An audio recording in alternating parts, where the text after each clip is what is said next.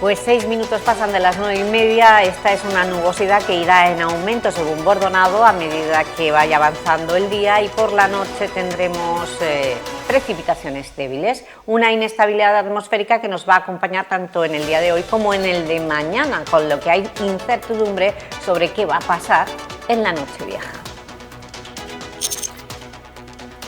Bien, donde no hay incertidumbre es en lo que ha pasado en este 2024 en el Elche Club de Fútbol. Estamos ya con todos los invitados en nuestra tertulia deportiva de los lunes y esta es la última del año en la que vamos a analizar qué le ha ocurrido al Elche Club de Fútbol para haber empezado muy bien este año y no haber ascendido y haber terminado muy bien este año y no sabemos qué puede ocurrir en 2025. Presentamos a nuestros contertulios. Mario Payá, él es el presidente de la Federación de Peñas del Elche Club de Fútbol. Bienvenido. Buenos días, muchas gracias. En la última tertulia del año tenía que estar la afición, representante de los aficionados, lo tenemos aquí, a Mario. Le acompaña nuestros compañeros de Marcador, Abel Viudes, bienvenido. Muchas gracias. Llevas 2024 a tus espaldas, esa mochila de muchos directos en Marcador. Sí. Siguiendo al Elche y siguiendo también las declaraciones del míster. También están los periodistas Pablo López. Bienvenido, Pablo. Hola, Ros, muchas gracias.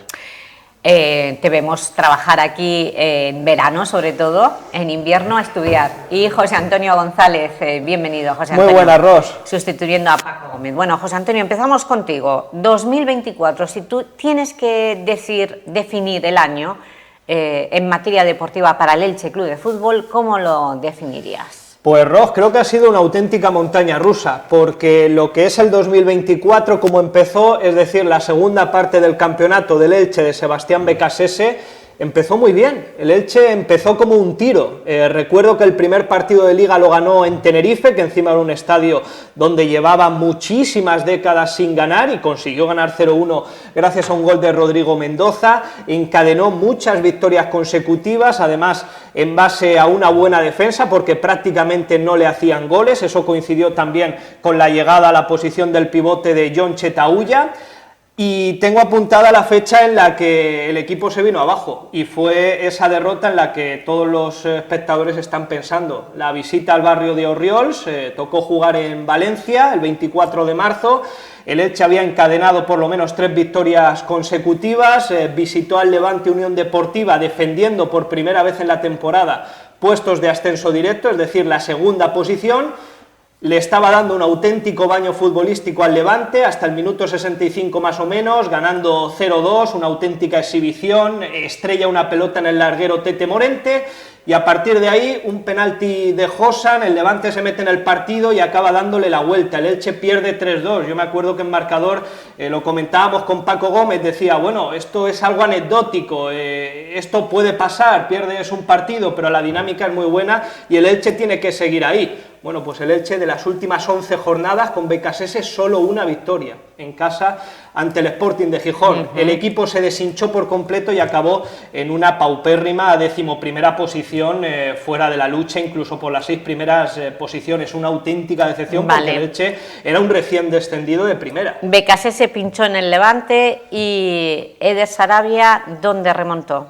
Pues Eder Sarabia empezó también muy mal, muy condicionado también porque los fichajes volvieron a llegar a ultimísima hora, aunque hay que decir y hay que destacarlo de manera muy positiva que esta temporada sí se ha acertado con los fichajes. El equipo empezó fatal esta temporada con 3 derrotas en los primeros 4 partidos, pero a partir de ahí, a partir de la debacle en Zaragoza, donde Sarabia llegó a decir el Elche perdió 3-0 en la Romareda, dando una muy mala imagen, dijo Sarabia que el equipo había jugado sin alma. Bueno, pues a partir de ahí empezaron a entrar los fichajes, todo empezó a encajar y el equipo en 17 jornadas solo ha perdido 2 partidos, ha terminado cuarto y está en la pomada, está a 2 puntos del ascenso directo. Bueno, no sé el resto si está de acuerdo con esto, con este balance, pero fíjate, José Antonio nos ha puesto sobre la mesa 2 derrotas. La del Levante y la del Zaragoza. ¿Fueron punto de inflexión? Totalmente, yo creo que, bueno, la del Levante prefiero olvidarla ya, ¿no? ¿Estuviste allí? Sí, estuve y no vi ni terminar el partido. Ah, todos os No. levantasteis antes de tiempo. Todos no, pero yo de la impotencia, de De la la rabia, rabia. después de ir ganando, que te remonten así el partido, yo ni lo vi. No lo vi terminar, por decirte. Y luego ya te digo, sobre todo el partido de Zaragoza, luego el siguiente creo que fue Málaga, que ya fue un punto de inflexión, ganamos 3-0 en Málaga, un equipo que venía sin ninguna derrota en casa, creo recordar, que era un equipo, perdón, revelación.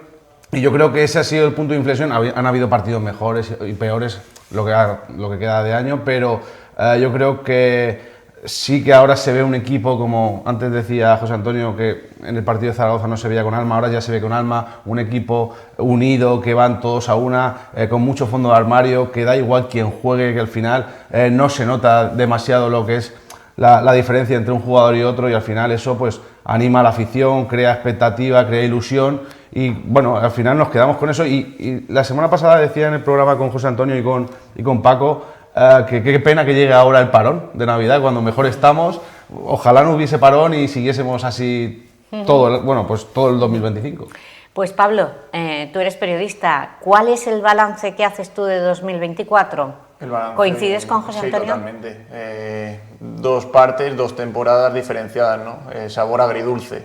Por cómo se terminó la temporada pasada con BKSS, yo recuerdo el partido contra Leganés, que es que lo vi porque obviamente hay que verlo, pero ya sin ganas, un equipo muerto.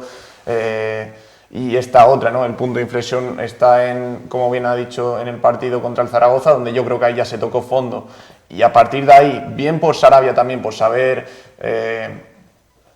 cambiar, saber renovarse y no cerrarse a un estilo en el que se le encerraba, ¿no? Un estilo muy de tener la posesión, muy marcado por esa época de Guardiola. Y yo creo que, como ha dicho Mario, es que es una lástima que nos tengamos que ir ahora al parón, porque el Elche está en su mejor momento con dos partidos que, si no son perfectos, los dos últimos de las dos últimas jornadas, yo creo que rozan la perfección, ¿no? Yo me quedo con tres partidos: el de Oviedo, que ganamos 4-0 esta temporada, el del Racing de Santander, que ganamos también 3-0 en un partido perfecto, y el último contra el Castellón. Es que noqueaste a un rival que hay que darle muchísimo valor, porque el Castellón era de los más impredecibles de la categoría, de los que más goles marcan, de los mejores, por así decirlo, una de las revelaciones, y el Elche es que los noqueó desde el primero hasta el último minuto, por lo que es una lástima ahora.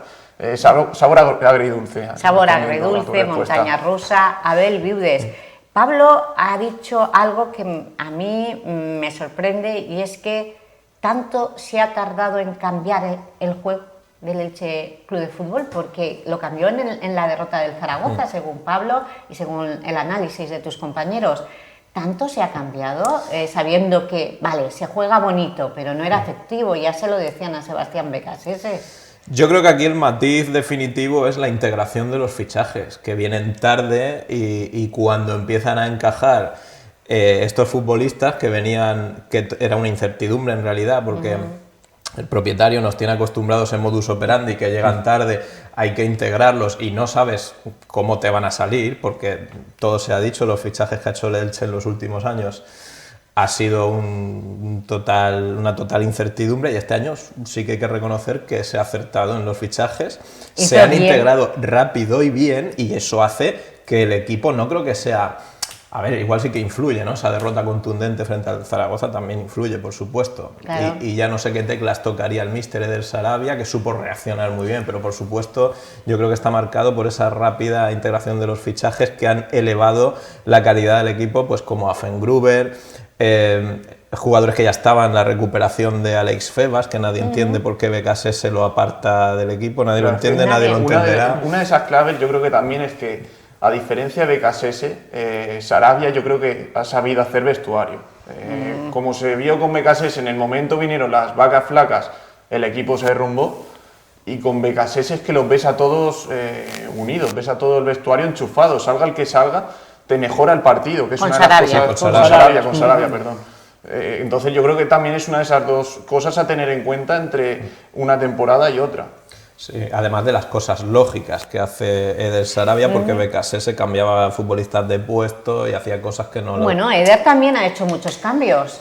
Sí, pero con más lógica, es decir, ¿Ah, no sí? te pone a un defensa de O sea que no centrocampista. no los cambia. El defensa no lo cambia por un delantero, ni Claro. les hace cosas raras o puestos distintos. Movimientos con más Eso no sentido lo hemos común. visto. Y, no, con Eder Sarabia no. Hombre, a lo mejor algún momento puntual porque no te quedan cambios. Claro, es que un o estás centrocampista obligado. puede ser un lateral. Sí, pero en un una momento urgencia, dado, en una ¿eh? emergencia. Con Becasés era algo habitual y teniendo el jugador Ya. que juega en ese puesto en otro sitio o en el banquillo. Entonces, al final, todo esto suma para las sensaciones del equipo. ¿Eso significa que el juego argentino es distinto al europeo? ¿O no? ¿O aquí no? No. El fútbol es A universal. ver, el fútbol es universal, por supuesto, y Es cada que todos los entrenador- argentinos que ha traído, todos los entrenadores argentinos que ha traído Bragarnich no han cuajado. Bueno, pero la línea que quiere Bragarnik para su Elche Club de Fútbol está muy clara. Es un equipo protagonista, atrevido, ambicioso, protagonista sobre todo con la posesión de la pelota, y Becasese, que es un entrenador muy particular. Es cierto lo que ha dicho Abel, es un entrenador que entre comillas se inventaba a jugadores fuera de sus puestos, los reconvertía. Y bueno, eso le dio muy buen rendimiento, como digo, hasta el 24 de marzo, que se le cae por completo el equipo. Y para mí esa es la mala sensación que me dejó Becasese, que no fue capaz después de levantar al equipo, porque tú puedes perder un partido, encadenó 3 derrotas consecutivas, pero quedaba toda la recta final y el Elche tenía una gran plantilla. Porque no los tenía enchufados. Yo me recuerdo, Aleix Febas no... Desapareció. tuvo problemas con él. En Mendoza tampoco... O sea, los borraba él. O sea, La gestión del banquillo, lo que tú has dicho. justo, es que no es casualidad que en el momento ese punto de inflexión contra el Levante, no es casualidad que se caiga el equipo.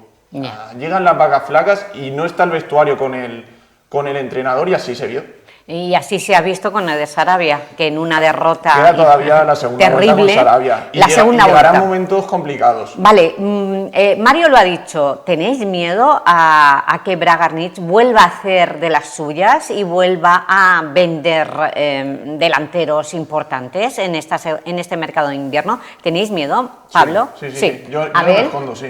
¿A ver? Sí, siempre puede haber Sí. alguna sorpresa. Yo José Antonio. puedo esperar cualquier cosa. Vale, vale. Es muy criticado Bragarnik por estos movimientos del mercado invernal, porque quiere hacer negocio. Pero gracias a él, ninguno de vosotros en el balance le ha mencionado, pero no hubo un cambio, creo recordar, de responsables deportivos en la dirección deportiva. ¿Ese cambio es realmente lo que ha marcado el antes y el después del Elche Club de Fútbol? ¿No? Yo creo que ha sido más lo que decía... Los fichajes han funcionado. Sí, no, pero a ver, en el sentido de fichajes, a mí el tema de Chema Aragón fue una cosa que a mí me creó mucha expectativa y mucha ilusión, porque veía una persona seria, una persona que sabía lo que llevaba entre manos, que luego tenía principios y bueno, pues por lo visto, por lo que pasase ¿Él ahí se dentro... marchó? Exacto, se marchó pues porque vio cosas que no le gustaban, que no se habían hablado previamente, o que te dijeron una cosa y luego era otra. Eso es lo que se intuye, ¿no? Al final, por lo que nosotros podemos leer, los periodistas sabrán más que los aficionados, pero luego también hay que reconocer, como dice José Antonio, aunque llegaron tarde y todos achacamos el que llegaron tarde los fichajes, han acertado, y eso es gran parte de culpa. Bueno, en ese momento fue de Pepe Contreras, con Pedro Chinoca, creo que fueron los encargados o las cabezas visibles, ¿no? de reconstruir o de regestionar ese momento tan delicado, pero yo le echo mucha parte de culpa también a, como ha dicho antes Pablo, a Eder Sarabia. Eder Sarabia es un entrenador que a mí, por ejemplo, yo era de los que al principio no veía entrenador para Elche, no confiaba en él, y a mí personalmente me ha tapado la boca porque ha demostrado que ha sabido asesorarse o rectificar, y eso le engrandece como profesional, ¿no? Y le ha salido bien. Luego ha recuperado jugadores que no han sido fichajes, pero para mí Cristian Salvador es un nuevo fichaje. Para mí José Salinas es un grandísimo descubrimiento. Para mí Raúl Guti no está aún al 100%, o creo que no está, pero lo ha vuelto a recuperar, por lo menos anímicamente. Eso para mí tiene muchísimo valor, y yo creo que la afición lo ve y eso lo valora mucho y te da mucha más seguridad. Y como dice Pablo, vendrán momentos de la temporada que empates, pierdas 2 partidos seguidos, pero bueno, te da una seguridad y una estabilidad que, por ejemplo, a otros equipos de la categoría a eso los hunde. Llámalo Racing de Santander, llámalo equipos como el Zaragoza o Castellón, que al final no saben salir de esa situación. Claro, a ver. Sí, estoy totalmente de acuerdo. pero es que es la diferencia de mantener un vestuario unido y a todos enchufados y recuperar a todos, a enfrentarlos, como daba Pero la sensación. ese cambio, no, te preguntaba por el cambio de los responsables deportivos, ¿algo ha influido?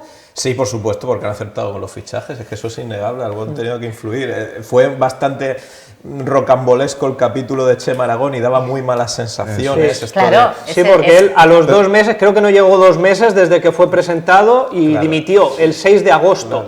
Cuando todavía quedaba toda la plantilla por hacer y se queda solo, entre comillas, Pepe Contreras, un desconocido para todos, porque prácticamente no nos lo habían presentado, y sin embargo se ha demostrado que es un grandísimo profesional, y al final entre Pepe Contreras, el secretario técnico, el director general Pedro Sinoca y el propietario Cristian Bragarni, pues han armado una muy buena plantilla. Sarabia reconoció en su momento, cuando salió Chema Aragón, en alguna rueda de prensa recuerdo, que llegó a preocuparse. Hubo varios días en los que sí que estaba preocupado por el panorama, pero luego públicamente siempre decía que iba a salir todo bien, que aunque se hubiese ido Chema Aragón confiaba en el proyecto, pero sí que es verdad que hubo esos días de incertidumbre. ¿Pero qué le pasó? ¿Choque de trenes entre La Chema versión Aragón y... oficial es que maneras diferentes de trabajar. Yo creo que a Chema Aragón, que es un director deportivo con un cierto ya bagaje importante, sobre todo en segunda división, porque hizo maravillas en el Club Deportivo Mirandés, pues yo creo que no le gustaron ciertas cosas, pues quizá que a lo mejor el director general Pedro Sinoca tomaba las riendas de las negociaciones en algunos posibles fichajes. Yo creo que eso no le gustó a Chema Aragón y por eso cogió a principios de agosto y se marchó. Yo creo que no se encontró con la libertad que tenía a la hora de actuar. Es que para empezar, que tenía en el Mirandés. y perdona que te corte, Abel, yo creo que ya hubo un momento en el que chocaron ambas partes, y es que se anuncia a Chema Aragón y prácticamente Bragarnik ya tenía decidido al entrenador, cosa que eso no es habitual. El entrenador debería ser elegido en consenso entre el director deportivo y el propietario, ¿no? Entonces yo creo que quizá Eder Sarabia no era del gusto de Chema Aragón, esto es opinión, ¿eh? Y también 2024 hay que hablar de los planes futuros de Bragarnik, que hay de ellos, de un estadio Martínez Valero a la altura de un equipo de primera división, de los accesos del Estadio Martínez Valero, de la segunda ciudad deportiva. Para la afición, bueno, ¿os preocupa? Nosotros sí, claro que nos preocupa, porque al final todos vemos cómo está la situación del estadio, que por supuesto que hay estadios mucho peores que los nuestros, ¿no? Pero sobre todo los accesos, los alrededores del estadio, pues no son la imagen que a todos nos gustaría, ¿no? Y más cuando se supone o se tiene previsto que a principios del 2025 empiecen las obras de mejora del estadio. Bueno, pues todo lo que es alrededor, yo sé que, por lo que tengo entendido, no depende solo del club, depende del ayuntamiento, de los propietarios de los solares colindantes, del ayuntamiento, de la Diputación, de la Generalitat, bueno, de muchas entidades. Al final se tienen que poner de acuerdo, que lleguen los plazos. Sabéis que la burocracia va lenta, ¿no?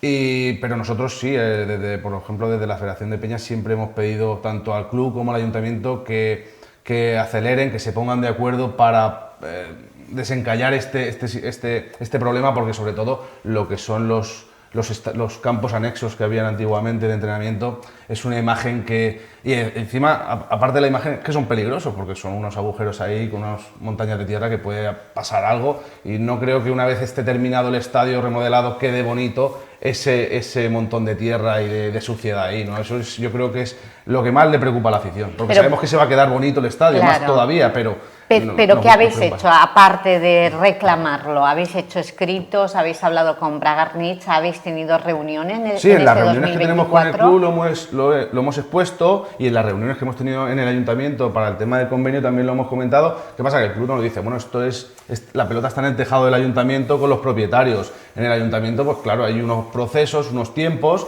en los cuales, bueno, pues hay que reclamar, hay que preguntar, hay que exigir, y bueno, pues las cosas de Palacio van despacio y así está. Es un poco el Hotel de Arenales 2.0 o el progreso, ¿no?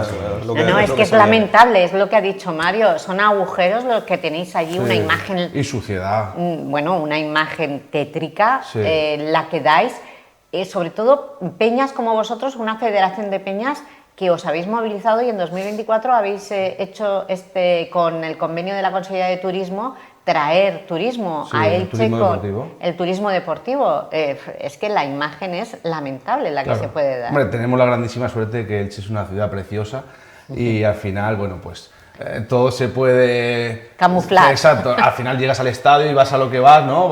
Le tapáis los ojos. Pasas la convivencia con la gente. No, además, hay que reconocer que el Estadio del Elche Club de Fútbol es un grandísimo estadio, y más cuando vamos a muchos estadios fuera y vemos las situaciones de otros estadios, ¿no? Que siempre se puede mejorar, por supuesto que se puede mejorar, pero el Estadio del Elche es un grandísimo estadio, está muy bien cuidado, pero eso es un problema que al final ya no solo para la afición, para los comerciantes, no, para la todos, ciudad, para la propia ciudad. Bueno, ¿y el estadio se ha notado la remodelación del estadio?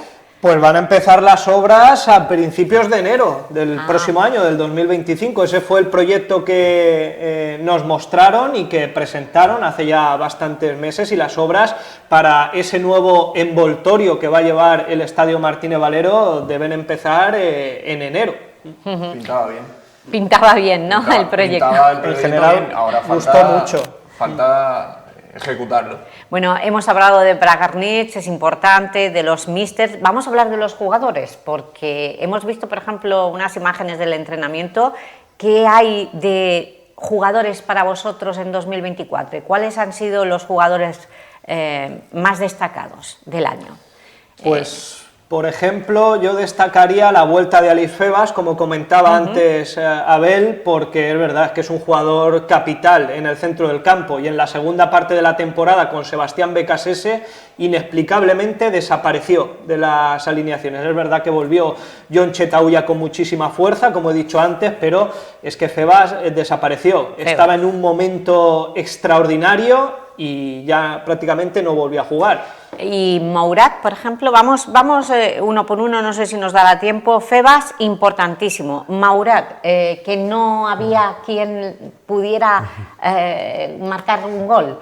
¿Qué creéis vosotros? ¿Que la racha se ha roto en esta segunda vuelta? Bueno, ¿Cómo lo veis? Mourad era un jugador que estaba negado la temporada pasada. Totalmente.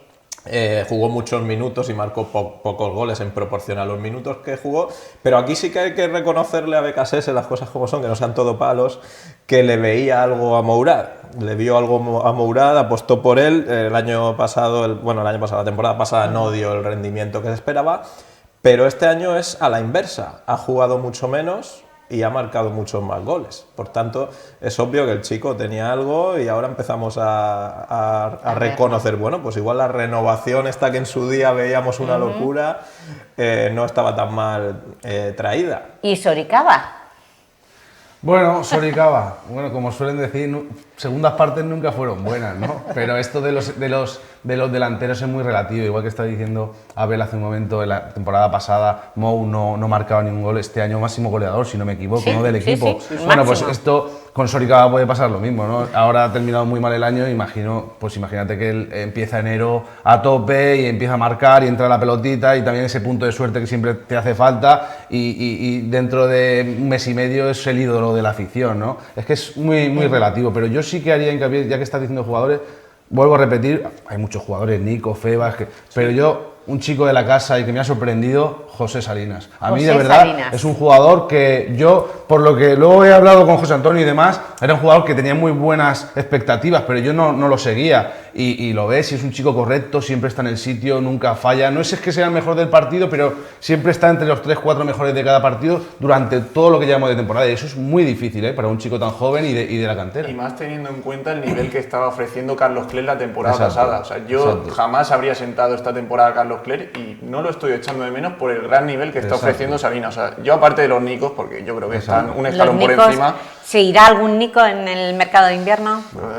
no me sorprendería. O sea, ya lo vimos con Lucas Boyé, con Pere Milla en su momento, cómo se pusieron, pues eso, palos sobre su Pero propia... ahora, a mitad de temporada, yo lo veo difícil. Ahora es complicado, Es porque pero- es pegarte un tiro en el pie. A como ver, se totalmente. dice. Si perdiéramos a Nico Fernández, estaría claro que los propietarios no apostarían por el ascenso. O sea, ¿Hay Nico algún Fernández- club que se haya interesado por Nico Fernández? Sí, por supuesto. Nico Entonces- Fernández es un club que es un futbolista, ya está llamando la atención en primera división. Primera Ha división. sonado el Rayo Sí. Vallecano y seguramente haya más equipos siguiéndole en la pista. Pero si vendes a Nico Fernández, que es un futbolista diferencial en segunda división, yo creo que el Elche perdería un porcentaje importante de su potencial. Pero es que a mí no me sorprende por el claro ejemplo de Lucas Boyé hace 2 veranos. O sea, Lucas Boyé tendría que haber sido el delantero embajador que hubiese tenido que volver al Elche a primera división, y lo malvendieron al Granada. Ahora sí que es verdad que estamos en el mercado invernal, que es más complicado viendo el gran rendimiento que tiene. Pero que no me sorprendería. De todas formas, eso también es, viniendo sobre de todo, quien viene de Bragarnik, no me sorprendería. Sobre todo porque Pero si consigues el objetivo y subes a primera, el jugador valdrá más. También hay que tener en cuenta, puede venir un equipo y pagar la cláusula. Y ahí ya no es voluntad, Bueno, no es la voluntad de venderlo. Si la pagan, se lo llevan. Y ya digo, es un futbolista que empieza a llamar la atención bastante en primera división. Tenemos que ser conscientes que somos como el 95% de los equipos de primera y segunda división, equipos vendedores, Claro. al final está siempre que- expuesto. A ver, Es claro, que- te es llega que- con 8 millones cualquier equipo. Es que acabar como hemos acabado, somos el mejor equipo de segunda división, a pesar de que no lo reflejen los En números. sensaciones, sí. En números ya lo sabrá mejor José Sí, Antonio, bueno, en pero números no sensaciones somos, sí. no Sí, lo la somos. Almería, seguramente. El Mirandés está por delante y el Almería. Almería y Mirandés. Sí, el Almería lo que pasa es que tiene una pegada tremenda. Ha mantenido prácticamente a todos los jugadores que descendieron la temporada pasada a segunda y sobre todo que tiene un nombre que creo que lleva 17 goles en la primera vuelta. Es que prácticamente Luis Suárez te Luis asegura Suárez. un gol por partido. El Elche, yo creo que es un muy buen equipo, está demostrando que es uno de los mejores equipos de la categoría. Yo destacaría sobre todo el bloque por encima de individualidades, aunque efectivamente Nico Fernández es el que marca la diferencia, sobre todo de medio campo hacia adelante. A partir de ahí, pues hay que seguir remando porque te Venimos- estás enfrentando a equipos que tienen muchísima pegada. No hemos hablado de uno que a mí me encanta, que es Hossam. Pero ya no tenemos tiempo, pasan 2 minutos de las 10 de la mañana, pero sí que me gustaría que alguien de vosotros dijera qué es Hossam para el equipo. Por ejemplo, Mario, para vosotros. Bueno, Hossam es bandera, ¿no? Claro, es la un bandera del referente, Elche. es un jugador de la casa, lleva muchos años en la entidad, es muy querido, es de, pues, si no es el más veterano, es de los más veteranos en la plantilla, y Hossam es como un caso aparte, ¿no? Para la afición, juegue bien, Sí. juegue mal, corra más o corra menos, al final a Hossam se le perdona todo, ¿no? Efectivamente. Y luego también que es un chico integrado en la sociedad ilicitana, en la afición ilicitana, y eso la gente lo percibe y lo agradece muchísimo. Bueno, pues nos quedamos con esos elogios para Hossam, uno de los nuestros, para un equipo que también es nuestro, el Elche Club de Fútbol, que esperemos no se desmembre con este mercado invernal y con las ansias de negocio del propietario del Elche Club de Fútbol. Al fin y al cabo estamos hablando de un deporte que es negocio. José Antonio, esto es un balance del año. Hemos dedicado toda esta media hora al Elche Club de Fútbol, pero también hay que dedicar o al menos aplaudir al balonmano. Sí, porque en este 2024 nos ha dado muchísimas alegrías el Athletic Club Balonmano Elche, el senior femenino que dirige Joaquín Rocamora, que ha firmado un año natural sobresaliente e histórico con esa victoria en mayo. Además pudimos disfrutarlo en directo a través de esta casa en Teleelche Televisión. El equipo se proclamó campeón de la EHF European Cup, la tercera máxima categoría continental del balonmano femenino. Además, de nuevo, subcampeón de la Liga Guerreras Iberdrola. Ha sido algo extraordinario. Hemos también tenido este año Juegos Olímpicos, París 2024, con nuestra nadadora ilicitana de 19 años, Ángela Martínez, que nadó en las aguas del río Sena, quedando en una 10ª posición en la competición de aguas abiertas. Y ha sido un año en general muy bueno, porque el ilicitano consiguió un ascenso de récord a la segunda federación y, por ejemplo, hemos tenido también en deportes individuales a la apneísta Isabel Sánchez Arán, que hace unas semanas estaba aquí con vosotros, que ha batido de nuevo récords de España de apnea acuática y bueno, y ha sido algo impresionante. Isabel Sánchez, la tuvimos aquí, es la sirena de los mares y de los océanos porque baja a pleno pulmón a 90 metros de profundidad. Se dice pronto. Gracias, José Antonio. Gracias, Ros. Por recordar a toda una campeona. Gracias, Pablo. Gracias, Ros. Abel Gracias. y Mario. Nos volvemos a ver el próximo año hablando ya de los próximos encuentros, el de la Copa del Rey frente al a Las Palmas, y que eso será este domingo. Y la próxima semana, también el domingo 12 a las 4:15 contra el Zaragoza, primer partido de la segunda vuelta. Pues esperemos que vaya bien tanto en Copa del Rey como contra el Zaragoza, que fue el que, según en este balance, fue ese punto de inflexión en el que Eder Sarabia dijo que había que hacer patria dentro del banquillo del Elche Club de Fútbol, y lo consiguió. La moral la subió y la primera vuelta se terminó de forma brillante. Esperemos que la segunda también sea como la primera.